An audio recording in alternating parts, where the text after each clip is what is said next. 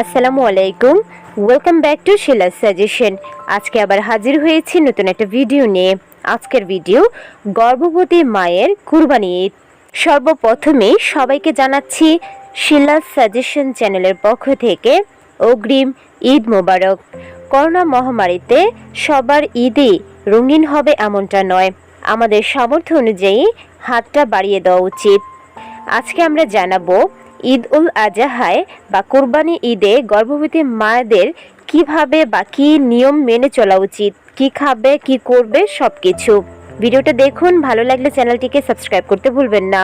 ঈদ হলো আনন্দের দিন, যার অন্যতম অনুষঙ্গ হচ্ছে খাবার।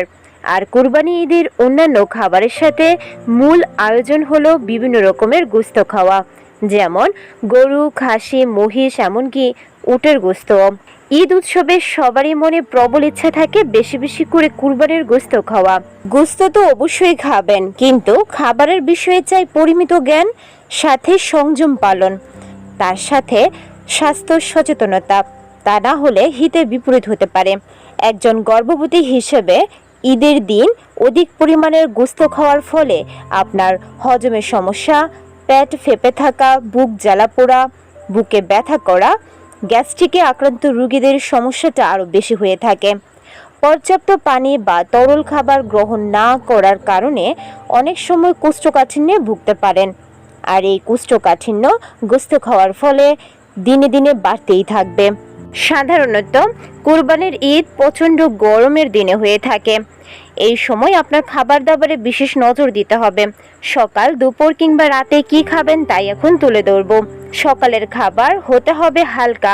গর্ভাবস্থায় ঈদের দিন সকালে অল্প করে সেমাই বা পায়েস খেতে পারেন, সঙ্গে কিশমিশ, বাদাম, এমনকি খেজুর বা খুরমা, সাথে তাজা ফলের রস, ডাবের পানি খেতে পারেন। তা আপনার মন মেজাজ এবং শারীরিক সুস্থতার জন্য অনেক বেশি প্রয়োজনীয়। ঈদের দিনের দুপুরের খাবার কেমন হবে? গরু বা ছাগলের মাংসকে এক কথায় বলা চলে লাল গোশত বা রেড মিট।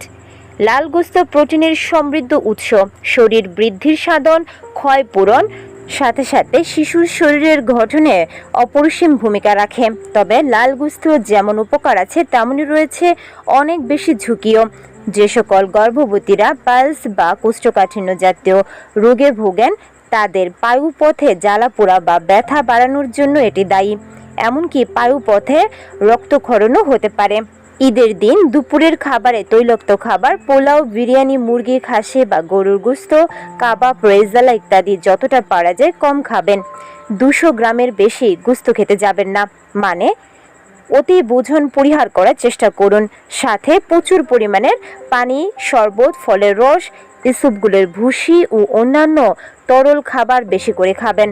খাবারের ফাঁকে ফাঁকে পানি খাবেন না, এতে করে খাবার হজম হতে সমস্যা হতে পারে। তাই খাবার খাওয়ার অন্তত 1 ঘন্টা আগে কিংবা খাবার গ্রহণের অন্তত 1 ঘন্টা পরে পানি পান করুন। তবে চাইলেই খাবারের মাঝখানে বুরহানি খেতে পারেন, এটা খাবার হজমে সহায়তা করবে। ঈদের দিনে রাতের খাবার কেমন হবে? সারাদিন অনেক বেশি ভাজা পোড়া চর্বি জাতীয় খাবার খাওয়ার ফলে রাতে একটু হালকা খাবার খাওয়া ভালো। আপনি চাইলে সবজির সাথে 2টি রুটি বা 1 বাটি স্যুপ খেতে পারেন। রাতের খাবার খেয়েই ঘুমিয়ে পড়বেন না। রাতের খাবার গ্রহণের পর অন্তত 2 ঘন্টা পর বিছানায় যাবেন ঘুমানোর জন্য।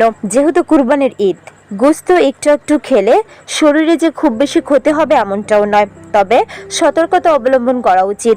গর্ভাবস্থায় যাদের ওজন বেশি, হাই ব্লাড প্রেশার, ডায়াবেটিক্স, তাদের অবশ্যই ঈদের সময় অতিরিক্ত খাবার খাওয়া পরিহার করা উচিত। ইউরিক অ্যাসিড বেশি যাদের এবং যারা কিডনির সমস্যায় ভোগেন তাদেরকে প্রোটিন জাতীয় খাবার কম খেতে বলা হয়। খাবার তো গেল, এখন আসা যাক ঈদের দিন কাটাবেন কিভাবে। যেহেতু আপনি গর্ভবতী, তাই খেয়াল রাখা উচিত শুধু নিজের নয়, গর্ভের বাচ্চারও যেন অসুবিধা না হয়। তাই সারাদিন অনেক বেশি কাজ করে বা ছোটাছুটি করে নিজেকে ক্লান্ত করবেন না। তাছাড়া অতিরিক্ত খাবার খেতে তো মানাই করা হয়েছে। খাবার খাওয়ার পর সাথে সাথে পানি খাবেন না, এমনকি শুয়েও পড়বেন না। সারাদিনে অন্তত 30 মিনিট হাঁটাহাঁটি করে চেষ্টা করবেন। যেহেতু করোনা বা প্যান্ডামিক চলছে, তাই বাহিরে বের না হওয়াই ভালো। বাড়ির ভিতরে গান শোনা কিংবা প্রিয়জনদের সাথে আড্ডা দেওয়া, মুভিজ দেখা, এমনকি বিভিন্ন ধরনের ইনডোর গেমসে আপনি যুক্ত থাকতে পারেন। এগুলো আপনার ঈদের দিনটিকে আরেকটু বেশি রঙিন করে তুলবে।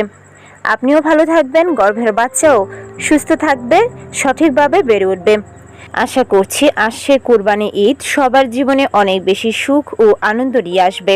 পরিবার পরিজনদের সাথে বাড়ির ভিতরে থেকেই ঈদ উদযাপন করুন, বাহিরে না যাওয়াই ভালো। তাছাড়া কুরবানির ঈদ যেহেতু ত্যাগ তিতিক্ষার ঈদ, সেহেতু নিজেদের সাহায্যের হাতটি বাড়িয়ে দিতে ভুলবেন না। অনেক বেশি ভালো থাকবেন। আবারও ঈদের অগ্রিম শুভেচ্ছা জানাচ্ছি। ঈদ মোবারক।